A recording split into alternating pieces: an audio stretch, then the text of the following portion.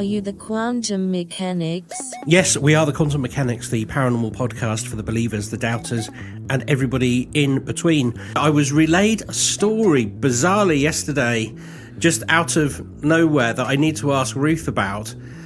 Somebody told me, just because they didn't know I did a paranormal podcast, that they were travelling on a particular road not far from where we live. It's up near the Tring area. I'll go into details if I get the chance to ask Ruth about it, because obviously that's what she does, is note ghosts on the British highways. Yeah. And he saw a jogger collapsed at the side of the road with two policemen with two period 1970s cars next to it. And he thought, oh, they're filming, as you would do. Yeah, you think, oh, they're filming. Yeah. But he reckoned, he could say that this jogger was wearing like a red jersey and white shorts, and the two policemen were there in sort of, again, period-ish costume. And he just thought, oh, well, that's what it is. And then related it to somebody else, and they said, oh yeah, you've seen the ghost jogger. Apparently it's a thing. Yeah, so I really want to ask Ruth about that. That's fascinating. I've never actually spoken to anybody who was quite so nonchalant about seeing what is obviously seeing a ghost jogger. Yeah. That sounds very Stone Tape, doesn't it?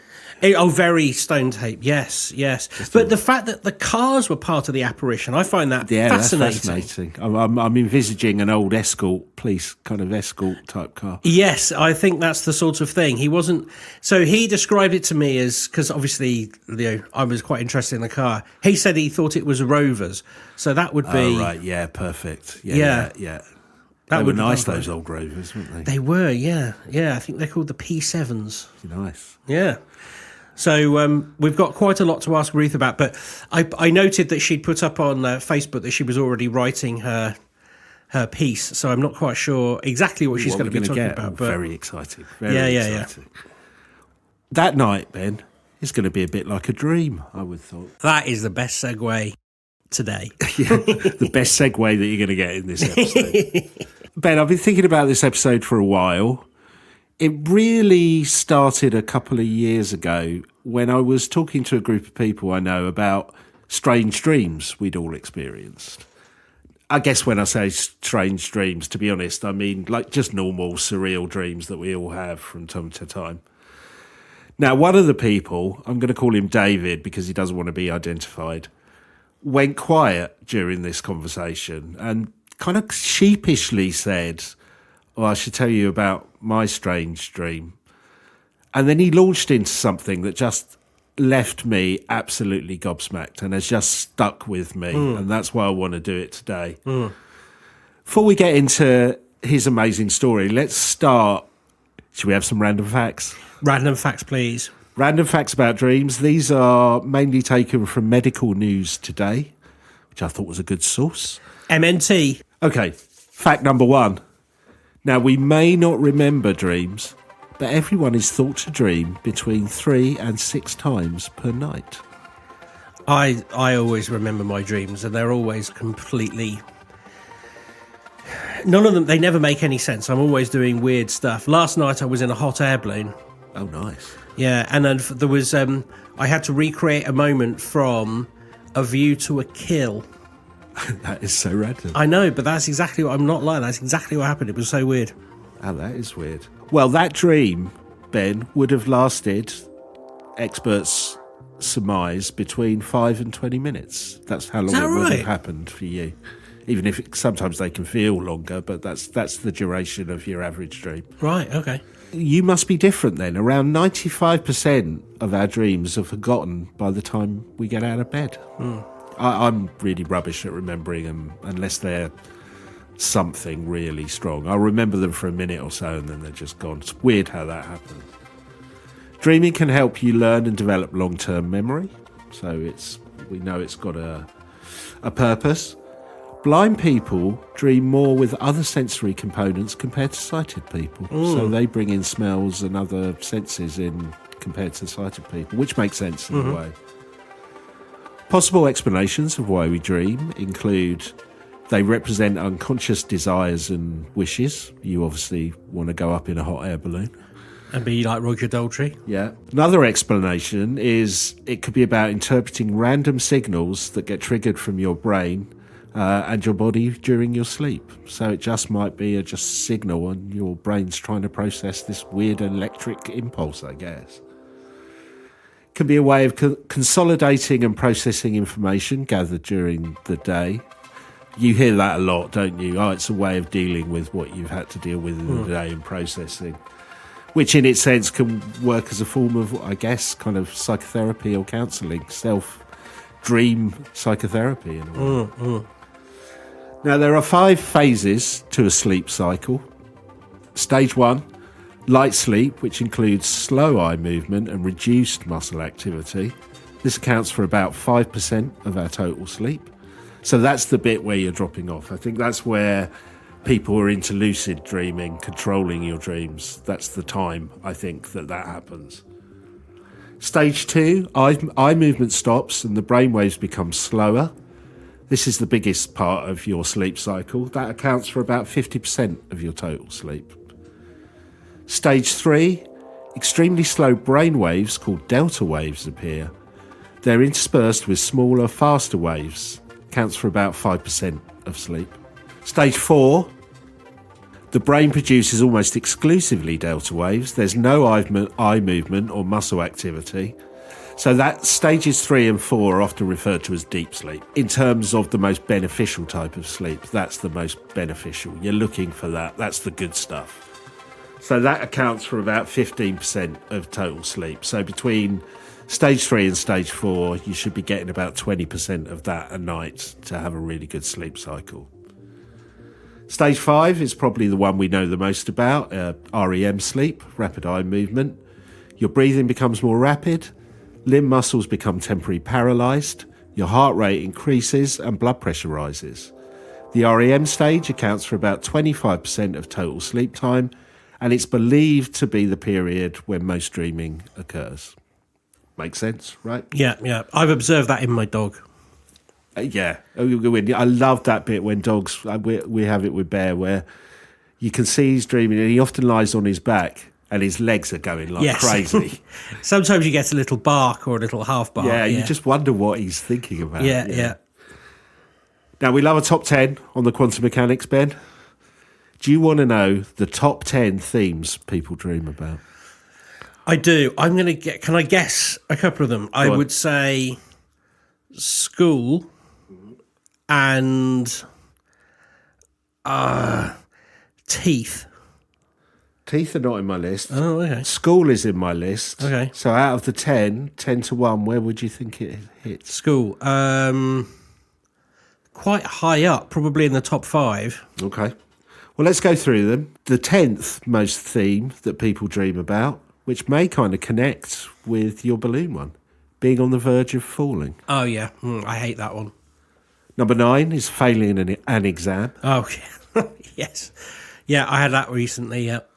Number 8 is flying or soaring through the air. Yes, I have flying dreams all the time. Number 7 is dreaming about a person now dead being alive. Okay. And conversely, number 6, a person now alive being dead.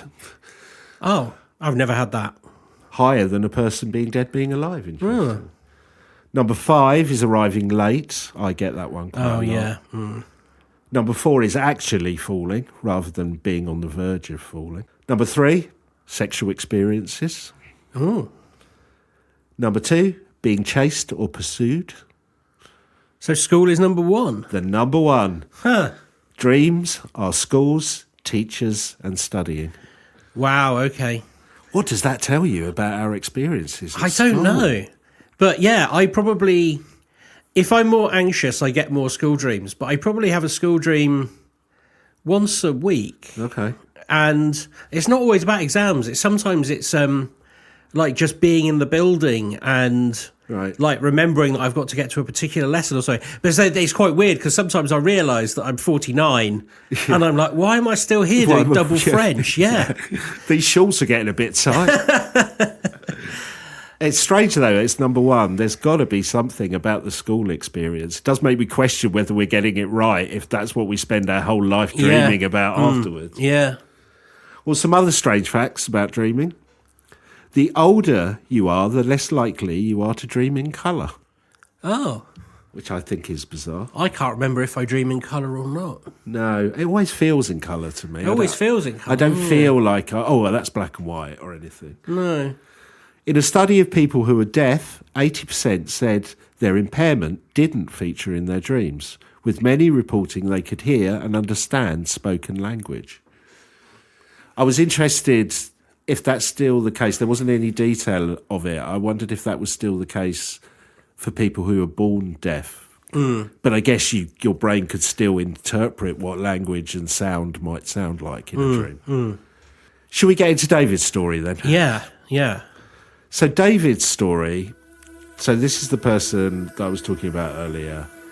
It was a strange series of episodic dreams that went on for a number of years, where the time progression and there was a linear narrative to it as well, which is quite unusual for the normal randomness of dreams. What David experienced in his dreams was him visiting and interacting with the same family over a number of years. They were not a family he'd previously knew or something from a movie or anything like that. They only existed in these dreams. Okay, so he's basically paying a visit to a fictional or possibly non-fictional set of people that he has no idea who they are. Do they know him? They become to know him, yes. Oh. Each time he returns in his dream, the family have aged. And he sits down with them to get an update on their lives. Amazing, right? You can see why I got obsessed with it. Yeah. When David would visit the family, not only would they age, there would be subtle changes to the house, the flowers, the trees would grow and mature. The house, there'd be different furniture and stuff as it kind of wore out and updated. The surroundings would also change with the seasons as well.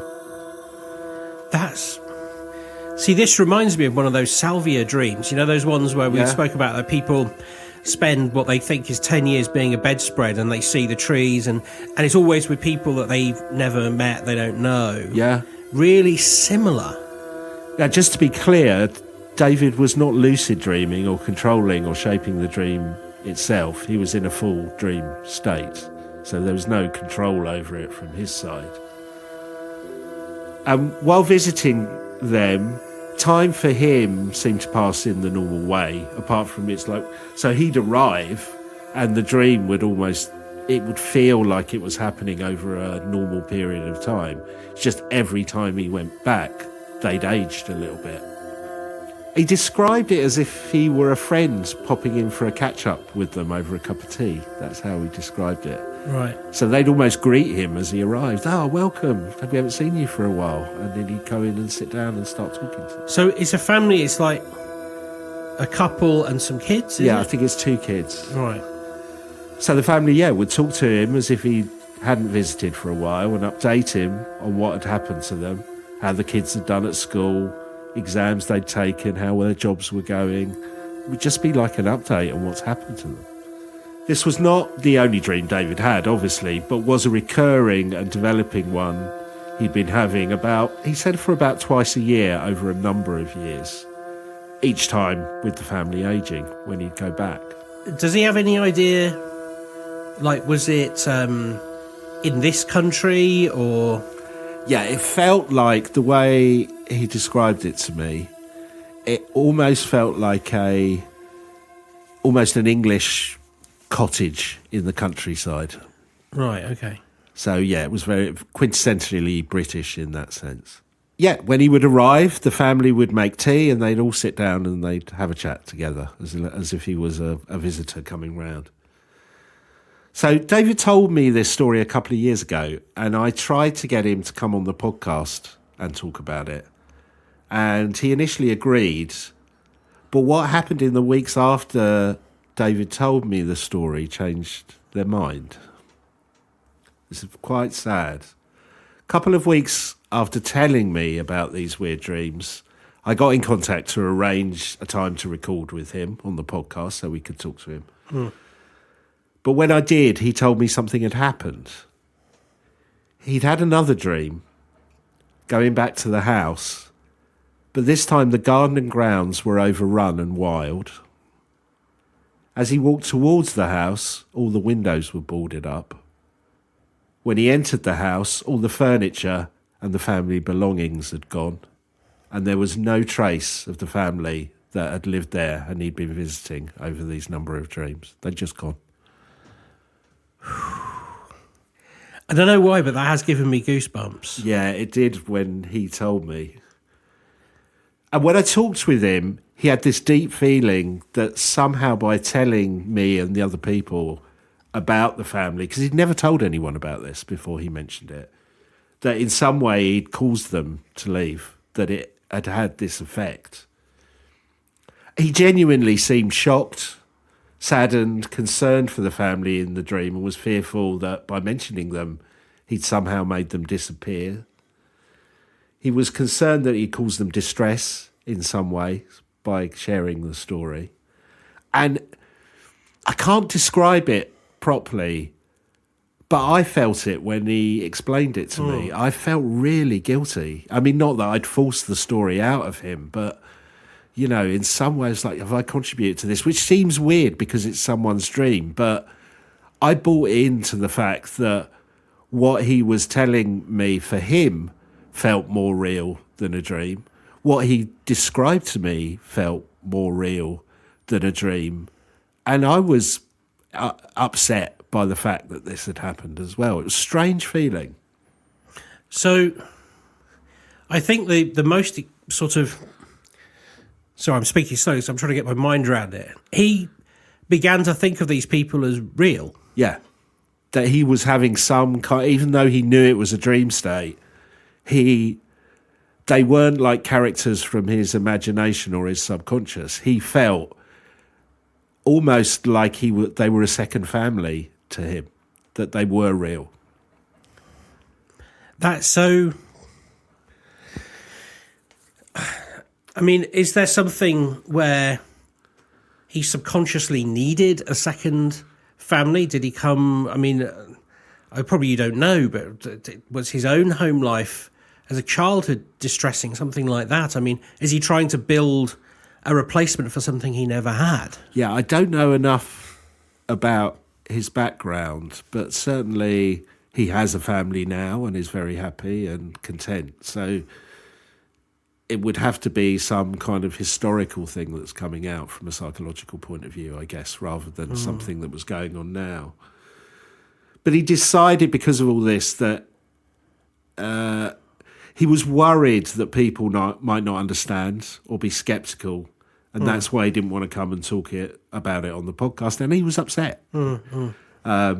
He did agree for us to feature the story if we change his identity, as I mentioned earlier. But it shows what an impact it had on me, because it's taken me a while, a couple of years really, until I felt comfortable in talking about it on the podcast. Because he was traumatised by the experience.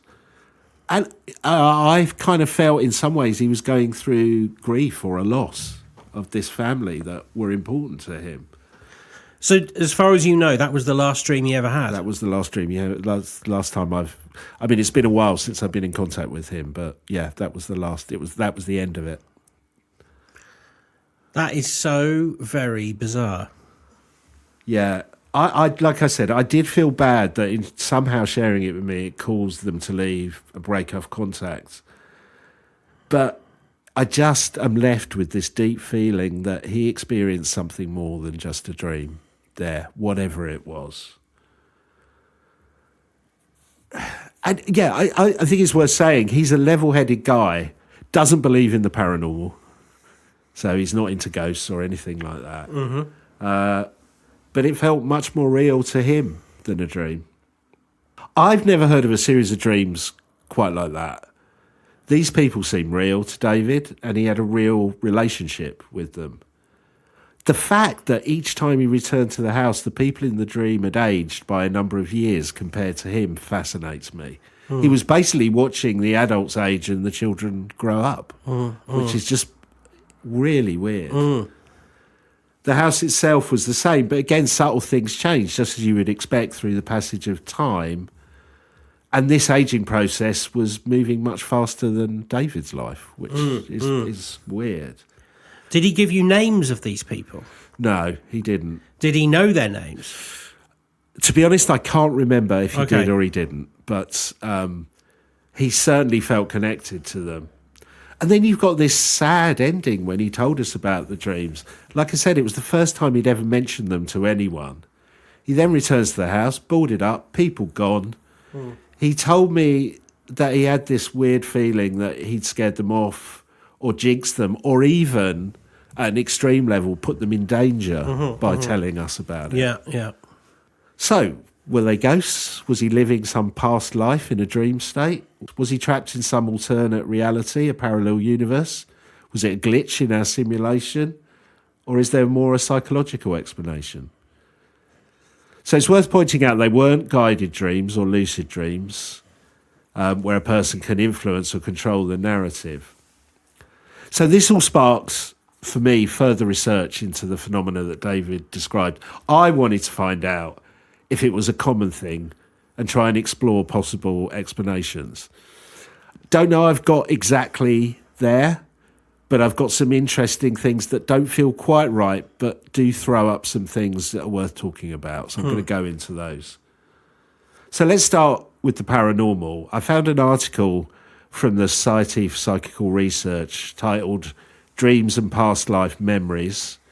It's from 2019 and the author is James G. Matlock.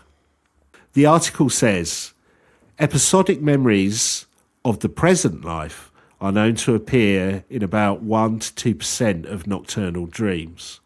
So it should not be surprising that apparent past life memories surface occasionally in the dreams of both children and adults. Which I think this is timely because we were talking just before we came to record that you're thinking about taking a past life regression and we're going to record it for the podcast. So really interesting. The article says children's past life dreams frequently take the form of nightmares and may be only one aspect of a reincarnation case. So in this article, they're definitely linking past life dreams to reincarnation. The past life dreams of adults, by contrast, may be the most prominent feature of the case. Although occasionally the dreams alone convey enough information for the previous life to be identified, generally they do not. When cases are solved, it often becomes clear that the dreams include distortions of various kinds. So Ben, that start of the article I thought was interesting. 1 to 2% of the population have episodic dreams, a bit like David was having. However, those dreams are about the present. And that wasn't what happened in David's case. There was a big time progression. So let's focus more on the rare occurrences of what the Society for Psychical Research... It's difficult to say the Society for Psychical... I know. Whoever put that together had obviously never, ever had a pint. Should we just call them the SPR? Yes, the SPR, yeah. They describe as past life dreams. They say, the past life dreams of adults closely resemble those of children, although it seems that adults more often have a series of dreams about a given life, and these dreams involve more than just nightmare scenarios. Adult dreams may differ from children's in other respects, or it could be that children simply do not report those features in the dreams. They're more focused on the nightmare. Frederick Lenz collected 19 past life dream accounts, the majority from adults. His respondents reported that their dreams were accompanied by sensations like smells that did not appear in their regular dreams, that during these dreams they believed them to be about previous lives, and that afterwards they felt changed by these dreams. So apart from, I don't think David believed it was about a previous life, but he definitely was changed by the dreams. I think that resonates.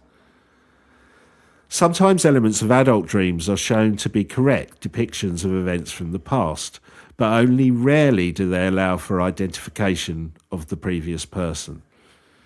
So the article gives some examples of cases. I'm going to feature a couple, not all of them.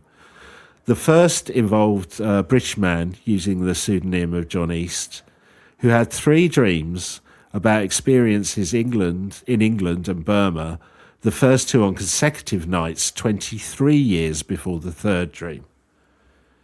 In the first dream, he saw a young man come up from a companionway to the deck of a ship with the feeling of having been sick or emerging from a long confinement. He was clad in military dress that was later identified as First Burma War uniform of 1824 to 1826. So that's quite specific. This scene was succeeded by others in which the man appeared to be an officer in settings appropriate to the British during the First Burma War. On the following night, he dreamed that finally his regiment received the call to return home that they had been waiting for. The man showed his excitement at the news, whereupon he was stabbed to death by a Burmese woman with whom he'd had a romantic involvement. Flipping heck. Bit harsh. This was followed by a scene in which the man was riding towards an English country house in which lived his fiancée, who he was going to tell of his imminent departure from Burma. So this is shifting times. This is going to before he was going to go. In the third dream, he was in this house, which had some distinctive architectural features. He's recorded each of these dreams in writing immediately upon waking and set about confirming the imagery in them. He discovered that the details of the earlier dreams were consistent with having been a British officer during the First Burma War. He was able to identify the house in his second and third dreams and to learn about the family who owned it at the time. There were 3 daughters, one of whom was the right age to have been the man's fiancée, albeit a little young to have married in 1824. He speculated that the man had bought a commission to pass the time, then returned and married this woman after surviving the knife attack. Right, okay. Carl Muller accepted this interpretation, but another investigator, Stevenson, who made an independent investigation, believed that the man would have been killed if he'd been stabbed as he were in the dream. I don't know how he would know that, but okay. He discovered there were no records of British officers killed by a Burmese mistress, and therefore held that East's identification of the man was suspect, despite the dream's overall veracity. Oh, so he's actually tried to get historical record for the things that are happening. Oh, yeah. I see. That's interesting. So I guess it's how you look at it. The person who had the dreams did some research, thought they'd identified a house. I think the fact that the details of the uniform did fit the time frame is interesting. Don't know if this guy knew much about the Burmese War. Maybe he did, maybe he didn't. But this other investigator was a bit like, well, yeah, it's a country house and they had 3 daughters and one of them would be young enough to have been in it. But there's a lot of assumptions there. So very unsure. So episodic in a way, but I think compared to David's dream, it is shifting backwards and forwards in time if you kind of believe there's some implication. The second case that they feature in the article comes from America. This one's interesting. There's more detail here. Angela Grubbs, an American lawyer residing in Atlanta, Georgia. As a young child, she loved old cars and was obsessed with finding one with a rumble seat. We may have featured this story. I've had a bit of deja vu doing this. It'd be interesting to see if you... I look back when we did Dreams before, had I featured this story, because I was sure I had rumble seat. I remember me and you having a conversation about what a rumble seat is. But I went back through all my notes about episodes we'd done on Dreams, couldn't find it anywhere. So I don't think we have done it. But weirdly, I've got this real sense of deja vu. I nearly took the story out because I'm like, sure, we covered this before. I don't remember having a conversation about a rumble seat. Really? No. Anyway. Is this like your 5th meet? Yeah. Could be, yeah. So she was obsessed finding one of these rumble seats. So rumble seats are the ones, they're almost like in the boot, and the boot flips up and it turns into a seat. Oh, yes, I know. Yes. When Angela was 5, also shows she recognised a 1918 Cadillac Roadster which had a rumble seat. The owner allowed her to sit in it, and she excitedly told her mother, "This is where you ride when you get married." Starting at the age of 7, she had a recurring dream of a young woman walking down the corridor of an opulent hotel, arm in arm with her new husband. The woman was ecstatically happy, but then a fire alarm sounded, and during the evacuation she was separated from her husband. Feeling very concerned about something left behind in the wardrobe of their room. Between the ages of 28 and 31, Angela had an intense series of dreams and visions of the same young woman. In one of these, she entered a church by a side front door. She took a few steps forward and could see light pouring in at the other end of the foyer through an open inner door. The light was streaming through a tall, narrow stained glass window with a diamond pattern.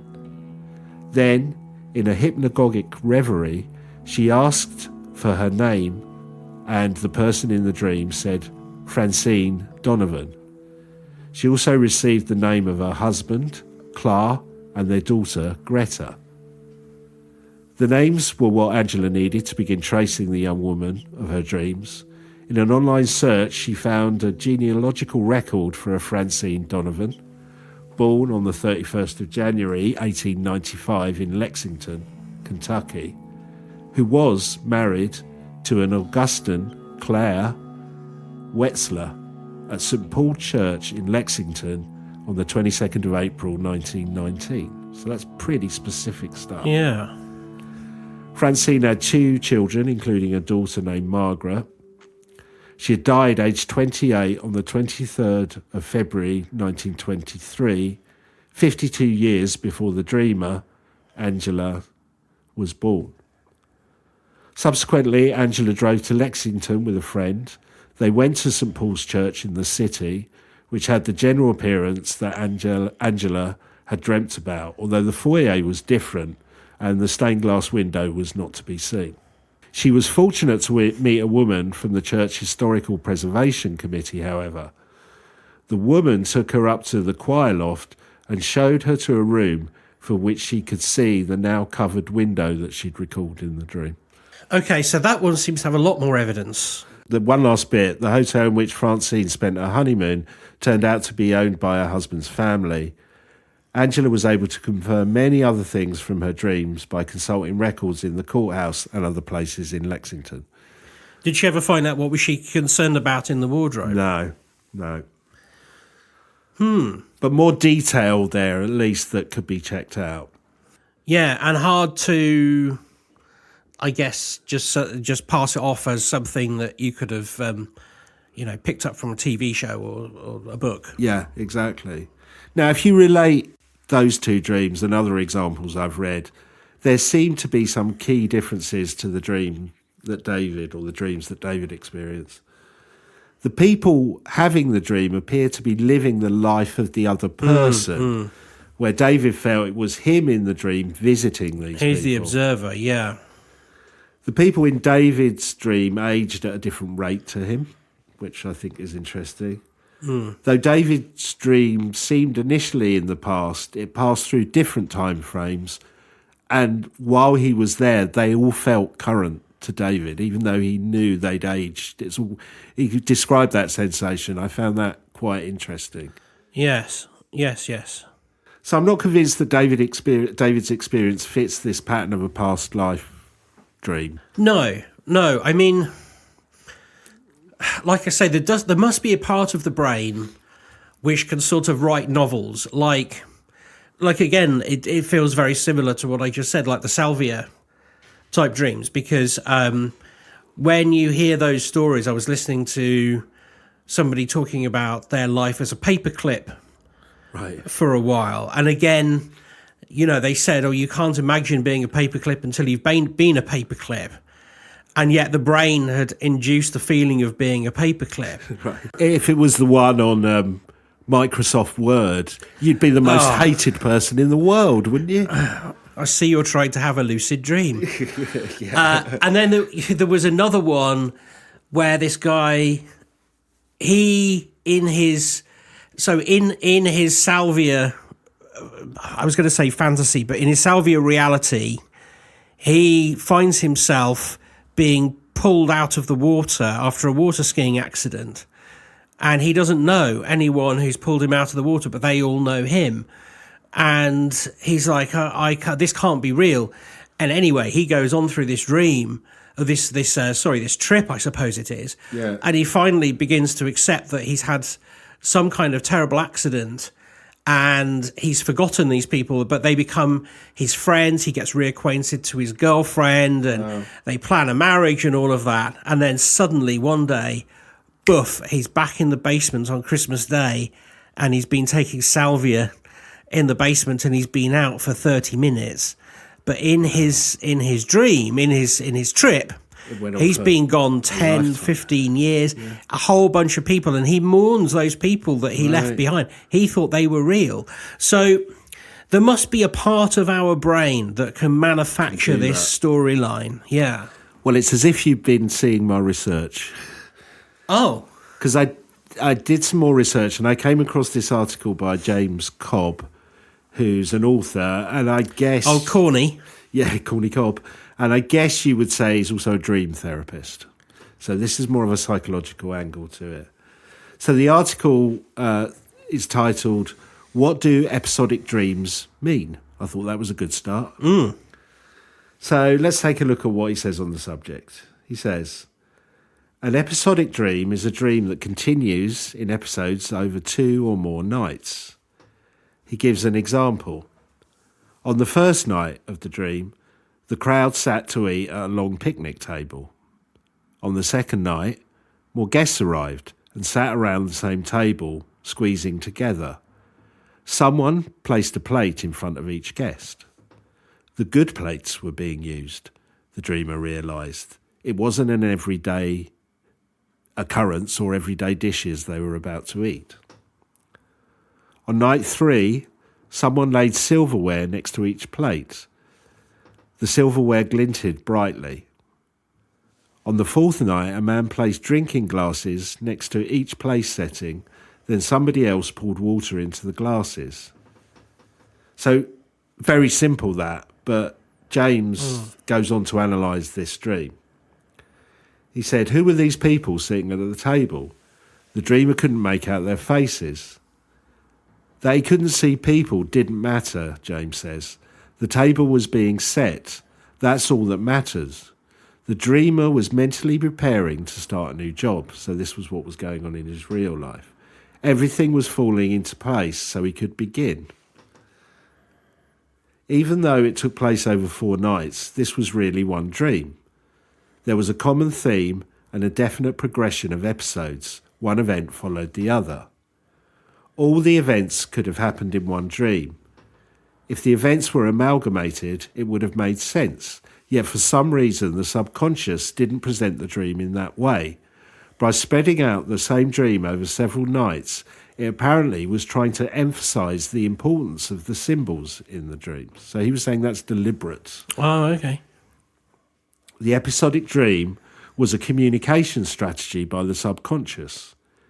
So he goes on to talk about how episodic dreams differ from other types of dreams. He said many dreams stand alone. They happen once, then they're done. Interrupted dreams start and then they are interrupted by waking up. They continue after the dreamer falls back asleep on the same night. An episodic dream continues over 2 or more sleeps, picking up at the point where the dream continues the story or scene. The subconscious could choose this presentation for a number of different reasons. When the subconscious spreads a dream with a particular theme out over several nights, it's probably trying to emphasise the importance of the subject. Revisiting the same place in dreams underscores something.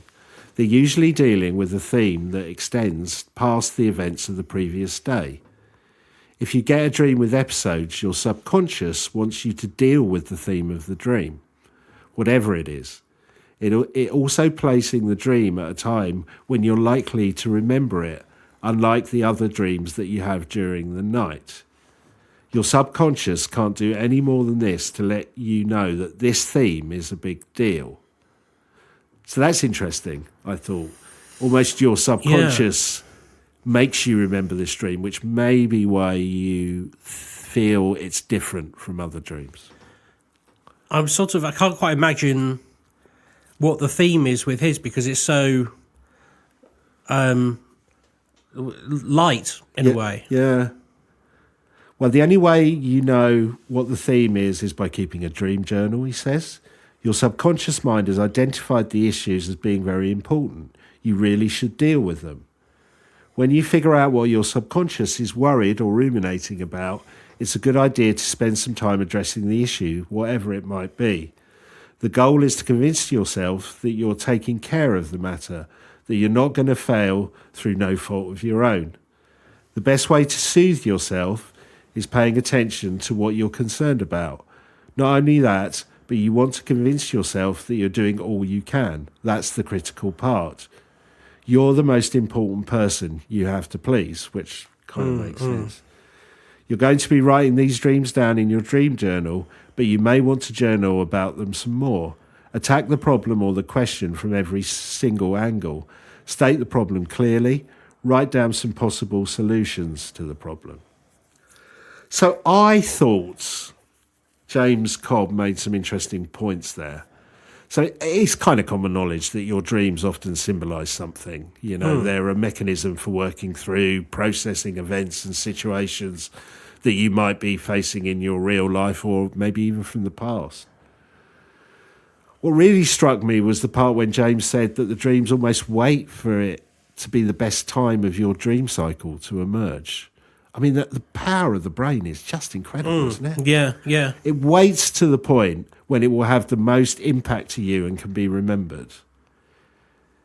Yeah, I mean, if that's true, the brain is an incredible machine that somehow subconsciously knows what you need or, you know, what you need to address in your conscious awakening. It's just incredible. Well, it does also make me think of books like Philip K. Dick's, what's it called? Cheating the Ferryman. Right. Where he talks about having a daemon, which is not a demon, a daemon controlling you. And he has this mental model, well, not a mental model, a model of how humans work, which is you almost have a player and you are the played person. So it's not quite a simulation. It's more like, it's more akin to the religious idea of having a guardian angel, and right, you're living the same life. Positive possession in a way. It's a third person. It's a third party, right? And they're trying to guide you through. Every time you play your life, they're trying to correct it so it's a better life. It's like playing a game, and when you have deja vu, he postulates that is a mistake you made in the past, right, and you've changed it, and the daemon is guiding you. And so in his mental model, what you're describing there is like the daemon or your own memory trying to guide you away from a mistake you'd made running this life in the past. Yeah, or something you need to address. Yeah. Well, in some ways, what James was talking about in that section could explain David's series of dreams. So dreams can be episodic, especially if they are working through a problem. They came at the most, let's say, impactful part of the dream cycle for David, which could explain why it felt more than just a standard dream to him. And you can be in the dream yourself, I took from that, because the example he used was somebody sitting at the table. It wasn't, being someone else. I guess the only thing that still puzzles me is that after David told us about the dream, in some way it ended. The house was boarded up, the people gone. That still bothers me because I'm not sure what he resolved for it to stop. Do you know what I mean? Yeah. Now, I guess you could argue that telling us about it somehow completed it for David, or the fear that him telling us about it might ruin it, so it subconsciously did ruin it. It's possible, I guess. Well, whether David's dream was expressing something psychological or something more profound, we'll never know. But there was a story this week that suggested there is something more than just psychology going on with dreams. In August of 2023, as we mentioned earlier, we did an episode called Dream ESP. I don't know if you remember that one. We looked at experiments conducted in extrasensory perception in dream states. Now, I'm not going to go back over those experiments. Some seemed a bit flawed in their approach and how they were done, but others suggested that there was some level of ESP occurring in dreams. Well, in that vein, I came across a story that was out a couple of weeks ago that caught my attention. It's been reported by multiple news outlets, but I'm going to use the version on MSN. The headline reads, REM Space, which is a company, claims breakthrough in lucid dream communication. It says, REM Space, a neurotechnological company specialising in sleep enhancement and lucid dreaming, has announced what they claim to be the first ever successful communication between people in lucid dreams. If verified, this development could have significant implications for sleep research, mental health therapies, and our understanding of consciousness. The breakthrough experiment took place on September the 24th, 2024. REM Space reportedly conducted an experiment where participants exchanged a simple message while in a lucid dream state. A server detected when the first participant entered a lucid dream and set a random word in Remyo, which is a dream language developed by REM Space, which I want to know more about. Remyo. The participant repeated the word in their dream, which was captured and stored. 8 minutes later, a second participant received and confirmed the message upon awakening. So basically, these were in different locations as well. So the first person's put to sleep, well, not put to sleep, but is in that kind of first stage of sleep where you can lucid dream, was fed a word and told to try and communicate it to the other person in a different building. A few minutes later, they woke the other person up and they recounted the same word. That sort of has like implications for ideas like astral travelling and even remote viewing. Yeah.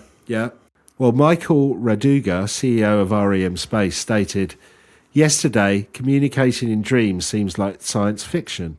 Tomorrow it'll be so common we won't be able to imagine our lives without this technology. This opens the door to countless commercial applications, reshaping how we think about communication and interaction in the dream world. That's why we believe that REM sleep and related phenomena like lucid dreams will become the next big industry after AI." Now, the debrief points out that REM Space has developed several innovative technologies to facilitate lucid dreaming and dream communication. They've got some interesting stuff. They've got, I'm not sure I can say them, facial electromyography sensors to decode specific sounds made in dreams. Don't know how that works. They have an experiment for tracking brain waves and polysomnographic data remotely.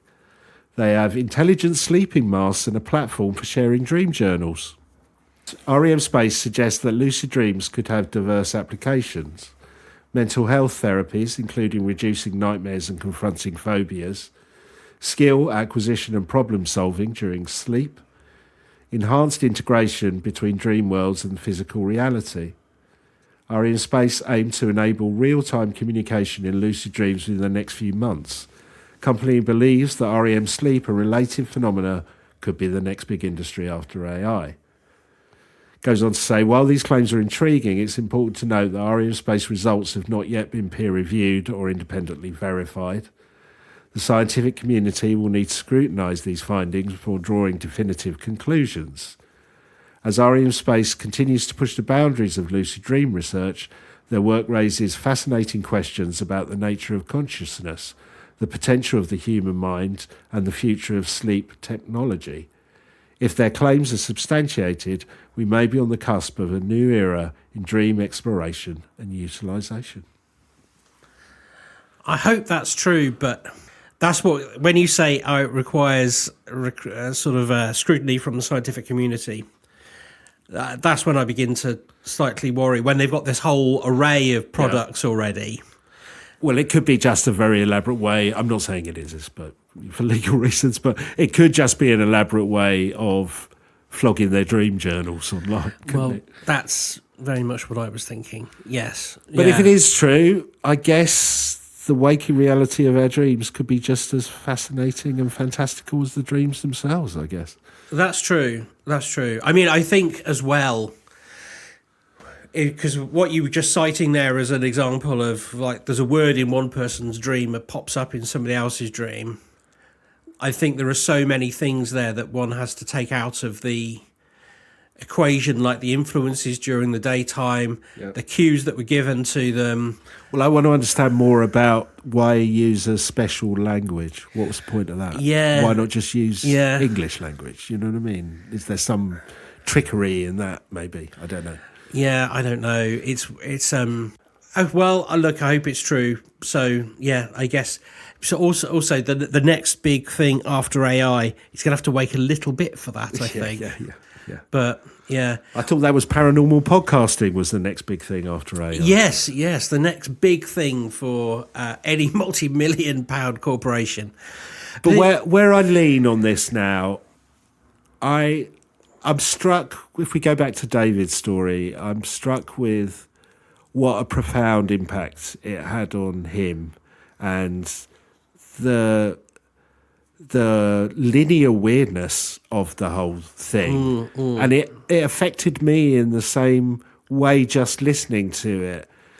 I think a skeptic would say, you know, the article we read by the dream therapist is probably the closest bit of research I found that could explain what was going on for David, that there was something that he needed to solve, and this dream was some way of helping him do that, possibly. But I'm really torn between the two of those. Yeah, I can see why. I mean, I think it's really intriguing. I can understand why it has such a profound effect. I still think the brain has the ability. I mean, we often hear stories about people having, you know, you said you have dreams about the dead, or you know, people who are alive, the dead. Like, I have dreams about like celebrities. I had the most intricate dream about presenting a television program with Chris Evans the other night, and it was like I'd known Chris Evans all my life, and it was only as we were about to go on television I suddenly had this realization that I had no idea what the hell I was doing. And he was like, no, you're all right, stick with me. And suddenly I was like, why am I here? How did I even get this job?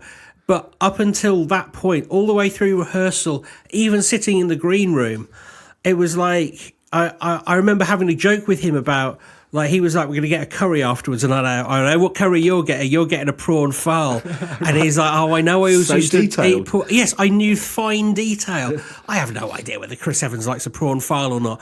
But in my dream, I was like, you're going to get a prawn phal. And he was like joking, going, oh, no, that was in my younger days. I definitely don't know a prawn phal anymore. I'm like, oh, I bet you do.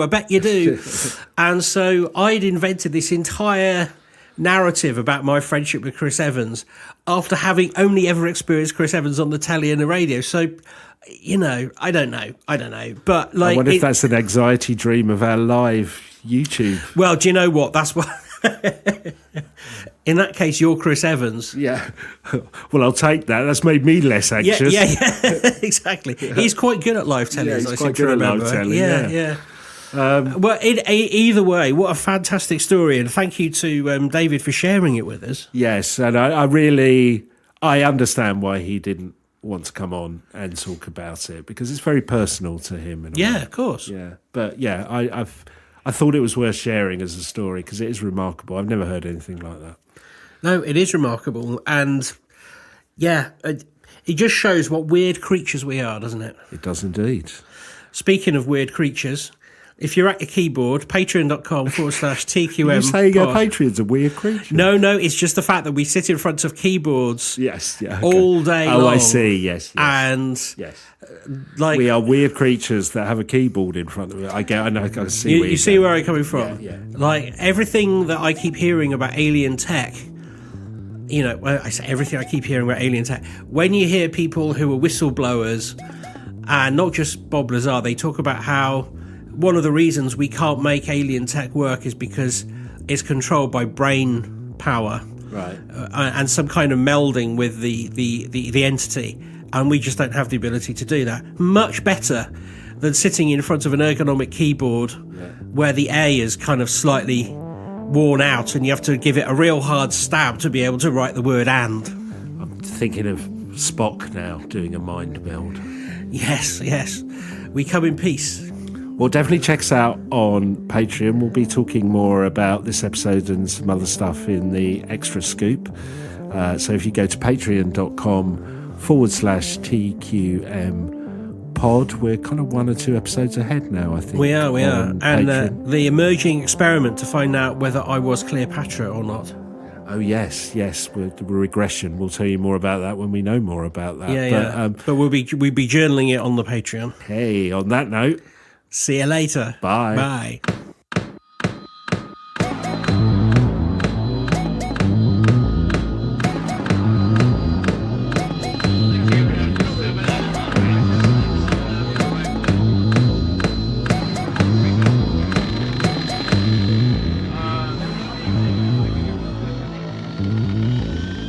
Are you the quantum mechanics?